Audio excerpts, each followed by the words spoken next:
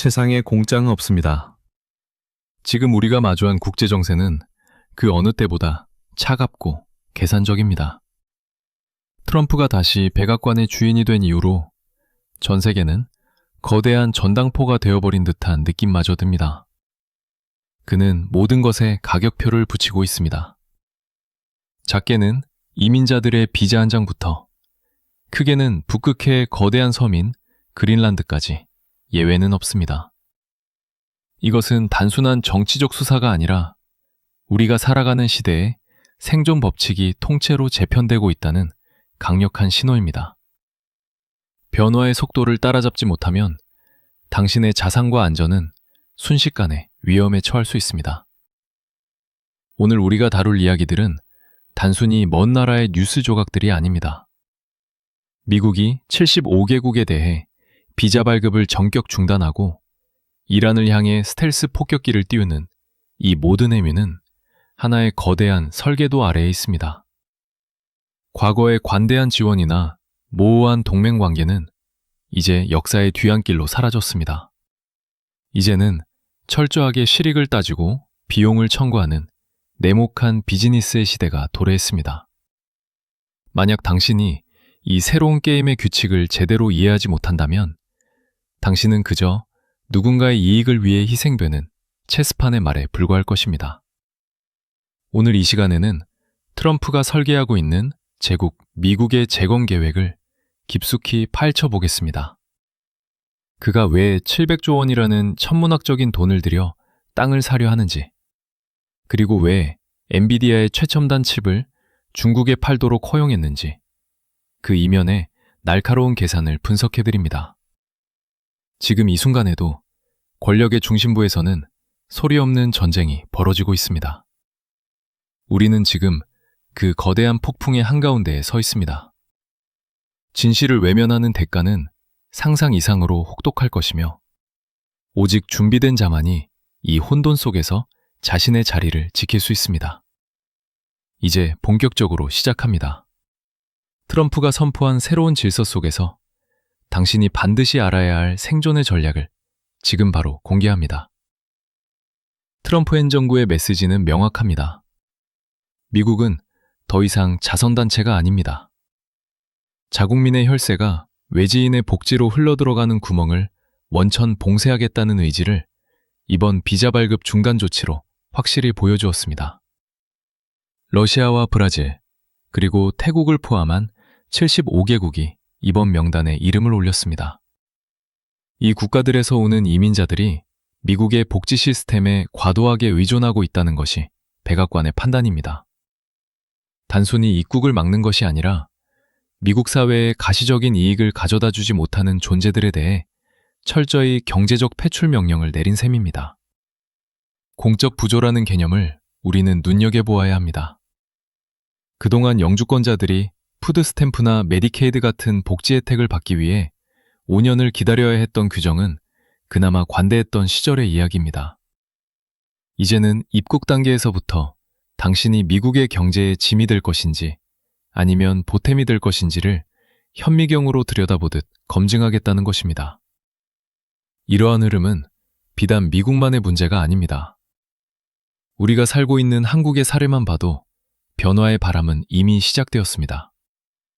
KETA 도입 이후 불법 체류 가능성이 있거나 경제적 자립 능력이 부족한 외국인에 대해 입국 문턱을 높이는 것은 전 세계적인 자국 우선주의의 단면입니다. 한번 생각해 보십시오. 내가 낸 세금이 이름도 모르는 외국인의 병원비와 식비로 쓰인다는 사실에 분노하지 않을 납세자가 어디 있겠습니까? 트럼프는 바로 이 지점을 정확히 공략하며 미국 시민들의 박수를 이끌어내고 있습니다. 이것은 일시적인 정책의 변화가 아니라 거대한 성벽을 쌓는 과정입니다. 한번 닫힌 비자의 문은 해당 국가가 미국의 기준에 맞는 경제적 지표를 증명하기 전까지는 쉽게 열리지 않을 것입니다. 낙오된 75개국은 이제 내부적인 혼란과 인력 유출의 위기를 동시에 겪게 될 수밖에 없습니다. 선처나 배려는 기대하기 어렵습니다. 실력과 자산이 없는 자들에게 기회의 땅이라는 수식어는 이제 과거의 유물이 되었습니다. 철저하게 준비되지 않은 자들은 미국이라는 거대한 시장에서 그 자리를 잃게 될 것이며 이는 곧 국가적 고립으로 이어지는 지름길이 될 것입니다. 안방을 지키기 위한 트럼프의 이 냉혹한 결정은 결국 더 큰 확장을 위한 전초전입니다. 이제 미국은 내부를 정비했으니 시선을 외부로 돌려 더 거대한 영토적 야욕을 드러내기 시작했습니다. 세상의 모든 현상에는 반드시 이유가 있습니다. 우연이라고 치부하기에는 너무나 명확한 통계가 우리 앞에 놓여 있습니다.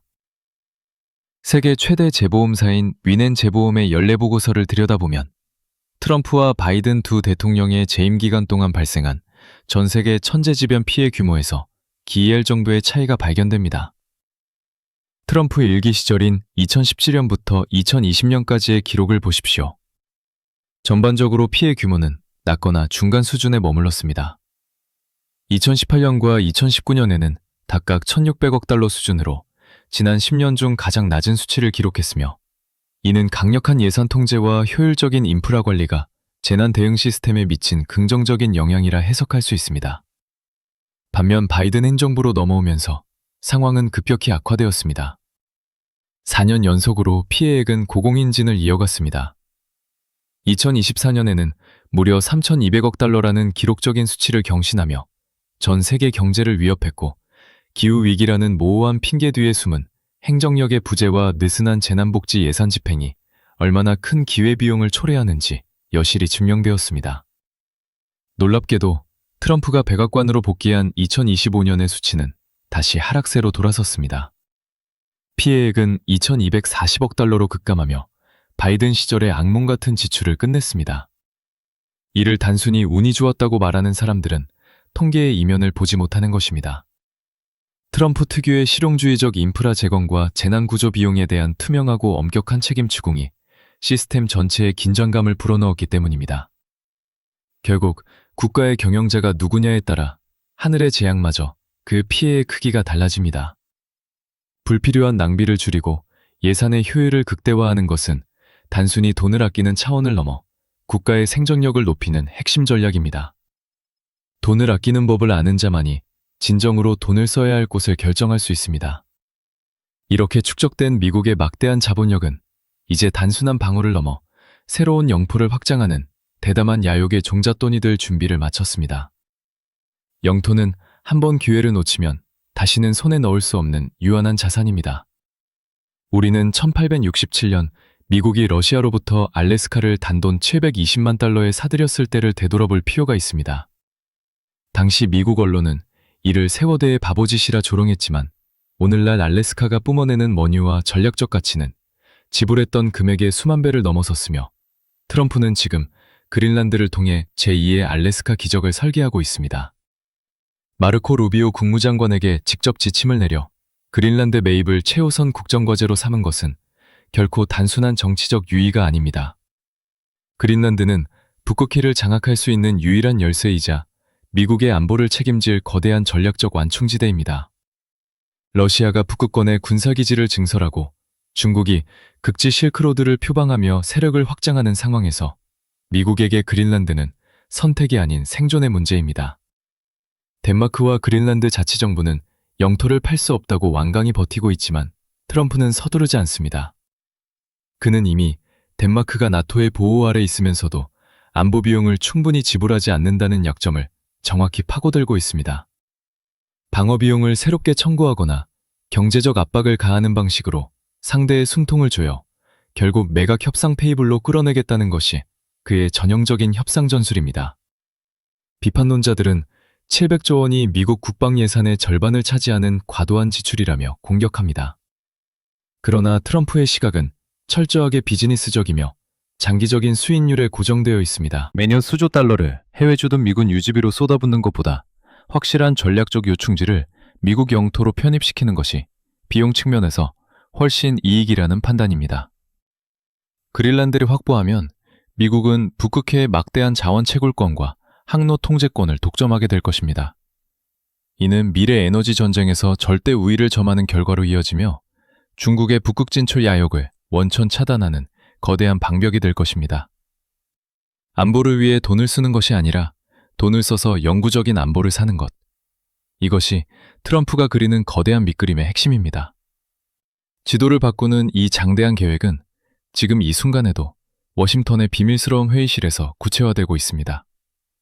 덴마크의 자존심이 미국의 압도적인 달러 권력 앞에 얼마나 버틸 수 있을지 전 세계가 숨을 죽이고 지켜보고 있습니다. 하지만 영토를 장악하기 위해서는 보이지 않는 힘의 전쟁에서 먼저 승리해야만 합니다. 물리적인 땅을 사는 것만큼이나 중요한 것은 미래를 지배할 핵심 기술의 주도권을 놓치지 않는 것입니다. 명분보다 실리가 앞서는 시대입니다. 엔비디아의 H200 칩을 중국에 팔기로 한 트럼프 행정부의 결정은 워싱턴 정가를 발칵 뒤집어 놓았습니다. 미국 하원 청문회에서는 공화당과 민주당을 가리지 않고 이번 조치가 중국의 군사현대화에 기름을 붓는 격이라며 거센 비난이 쏟아지고 있지만 백악관의 계산은 전혀 다릅니다. 트럼프는 이 거래에서 발생하는 매출의 25%를 미국 정부가 직접 챙기기로 했습니다. 기업의 이윤 일부를 국가가 배당금처럼 가져가는 이 파격적인 방식은 안보라는 이름 아래 가려져 있던 거대한 비즈니스적 본능을 보여줍니다. 최첨단인 블랙웰이나 루빈급은 여전히 금지하되 그 바로 아래 단계인 H200을 풀어줌으로써 실질적인 세수를 확보하고 중국의 기술 의존도를 미국의 통제권 안에 묶어두려는 고도의 지연 작전입니다. 하지만 이 결정은 우리 한국의 반도체 기업들에게는 커다란 공포로 다가옵니다. 삼성전자와 SK하이닉스의 주가가 요동치는 이유는 단순히 칩 판매의 문제가 아니라 미국의 기술 통제 기준이 언제든 수익 논리에 따라 바뀔 수 있다는 불확실성 때문입니다. 미국이 중국 시장을 직접 공략하며 통행세를 걷기 시작하면 그 사이에서 샌드위치가 된 한국 기업들의 입지는 좁아질 수밖에 없으며 이는 곧 국가적 경쟁력의 상실로 이어질 위험이 큽니다. 중국 내부의 반응도 심상치 않습니다. 중국 당국은 이번 조치가 미국의 전략적 함정일 수 있다고 의심하며 세관 통관을 보류하는 등 극도로 경계하는 태도를 보이고 있습니다. 양국 모두가 서로를 믿지 못하는 상황 속에서 기술은 이제 순수한 도구가 아니라 상대의 목줄을 죄기 위한 가장 치명적인 미끼로 활용되고 있습니다.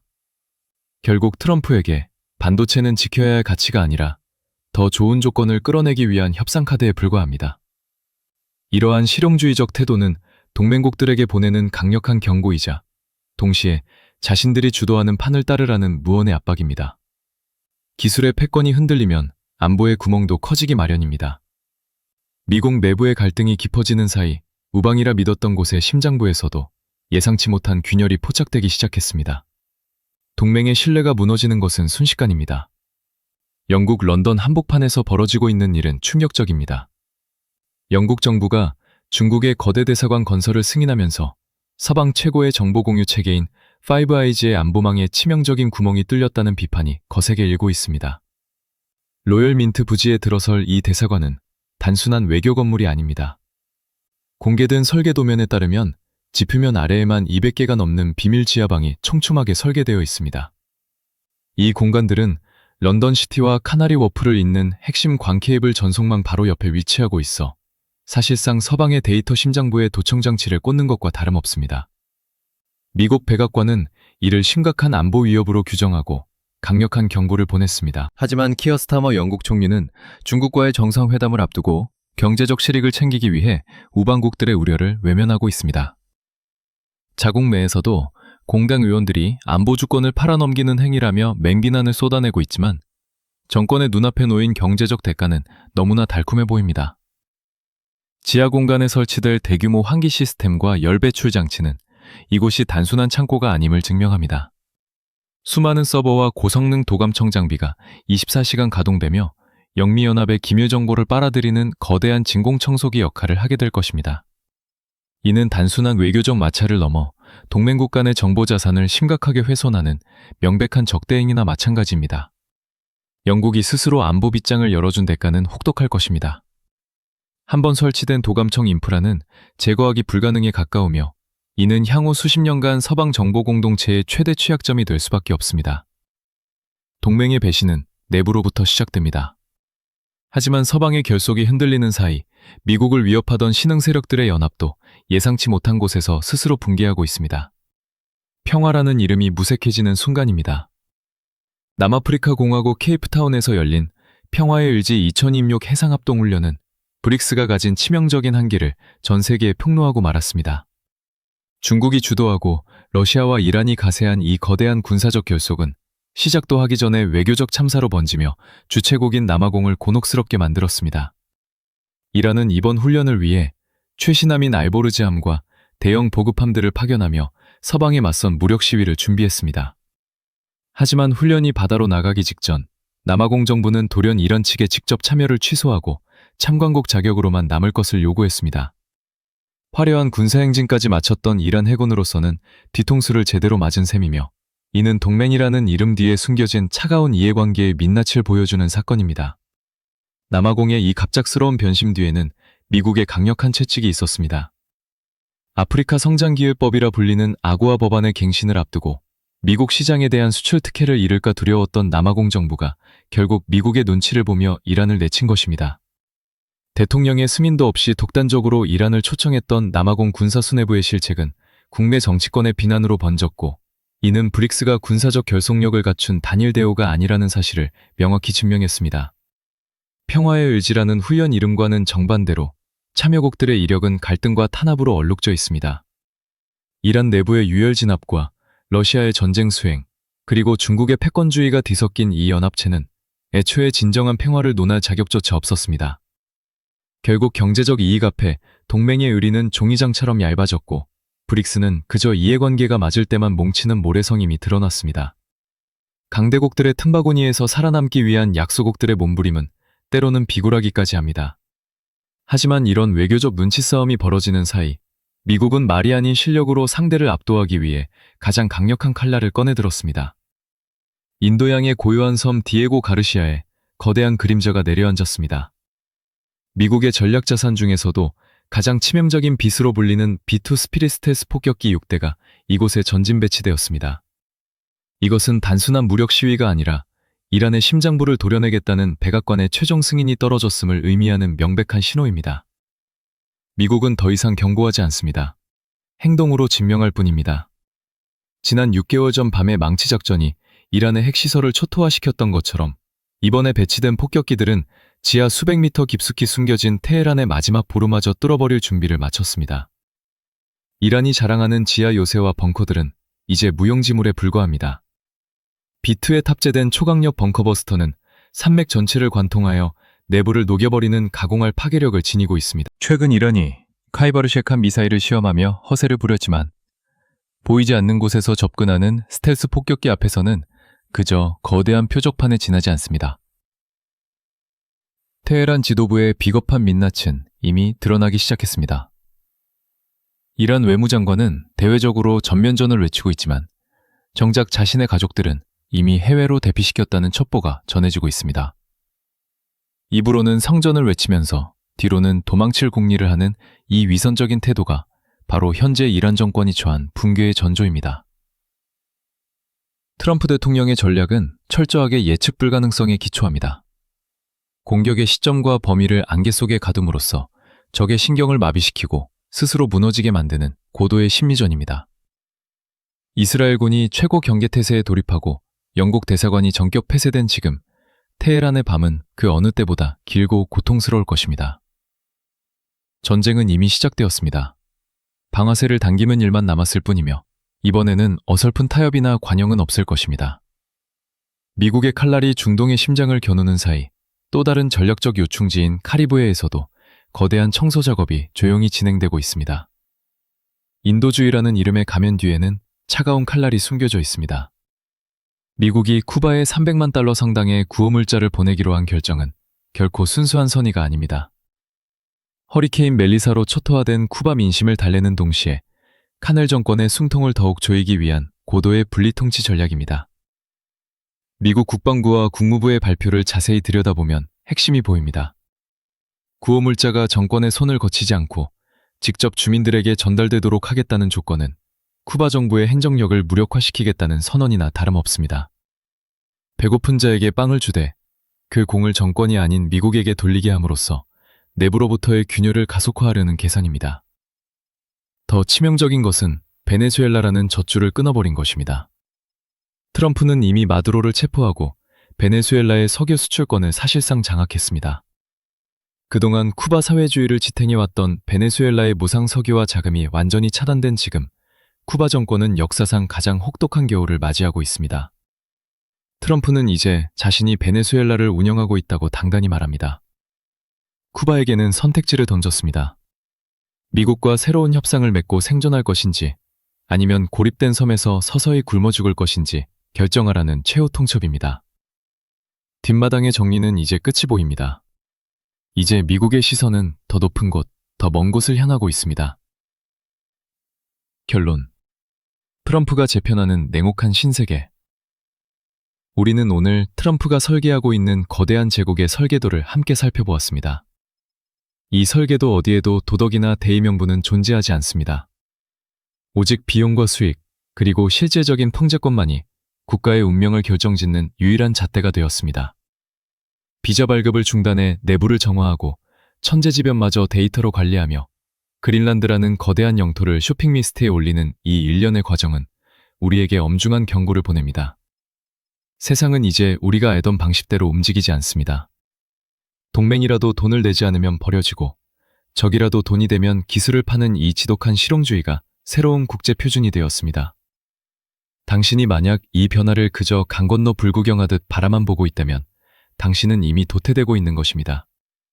준비되지 않은 자에게 변화는 재앙이지만 흐름을 잇는 자에게는 이 혼돈을 거대한 기회가 될 수 있습니다. 미국이라는 거대한 엔진이 다시 가동되기 시작했고 그 방향은 명확하게 자국 우선주의를 향하고 있습니다. 앞으로의 4년은 우리가 상상하는 것보다 훨씬 더 역동적이고 위험할 것입니다. 그린란드가 정말로 미국의 51번째 주가 되는 날, 우리는 세계 지도가 물리적으로 바뀌는 현장을 목격하게 될 것입니다. 그것은 단순히 땅의 경계가 바뀌는 것이 아니라 전 지구적 권력 지형이 영원히 뒤바뀌는 역사적 변곡점이 될 것입니다. 본 영상은 신뢰할 수 있는 데이터와 보도를 바탕으로 분석되었으나 최종적인 판단은 시청자 여러분의 몫입니다. 급변하는 정세 속에서 흔들리지 않는 통찰력을 갖추시길 바랍니다. 새로운 질서는 이미 시작되었습니다. 당신은 이 거대한 흐름에 올라탈 준비가 되셨습니까?